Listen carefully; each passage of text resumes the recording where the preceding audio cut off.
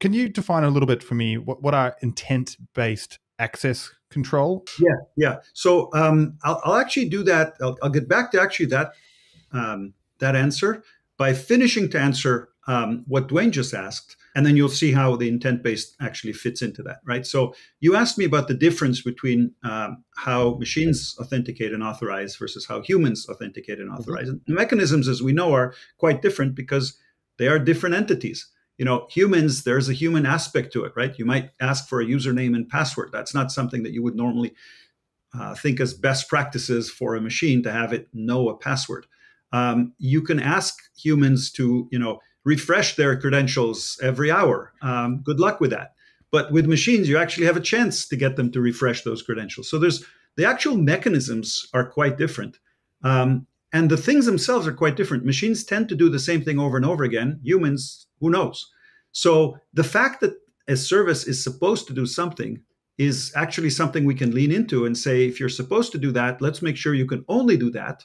Whereas for humans, there's much more connection often to the application that you're doing, that you're interacting with. So you have a lot more permissions, you have a lot more scopes. There's a lot of sort of it's not so much uncertainty, but a much bigger surface area of the kind of authorization you need to provide, which means usually authorization is almost part of the application that you're talking about. It's very connected with the business logic. Whereas in the case of machines talking to each other, they tend to do the same kind of thing over and over again. Again, I saw this from the MuleSoft perspective in that you open up APIs, and APIs are kind of designed to do a very specific thing. They're not supposed to be a general purpose interface. There's an API to do this and an API to do that. And all of that means that the mechanisms, but also the kinds of things that you do when you do machine to machine is inherently different when you do user to machine.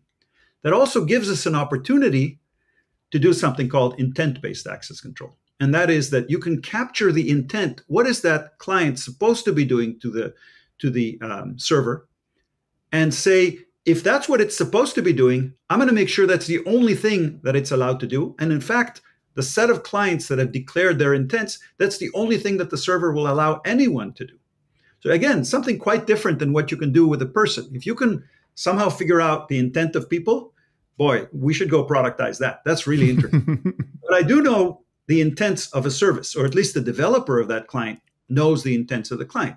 I want to go and call the order service and I want to get the latest orders. That's an intent. You built your code as a client of the order service to go and do that.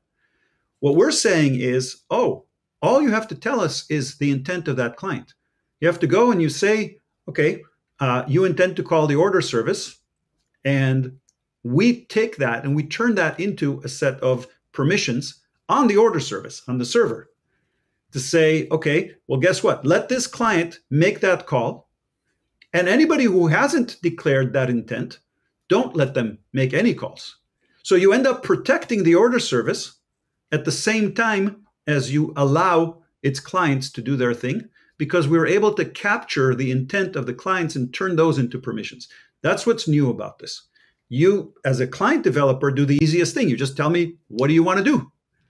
And on the permission side, we automatically let you do those things and don't let anything that's undeclared happen. Maybe I can just make sure that I understand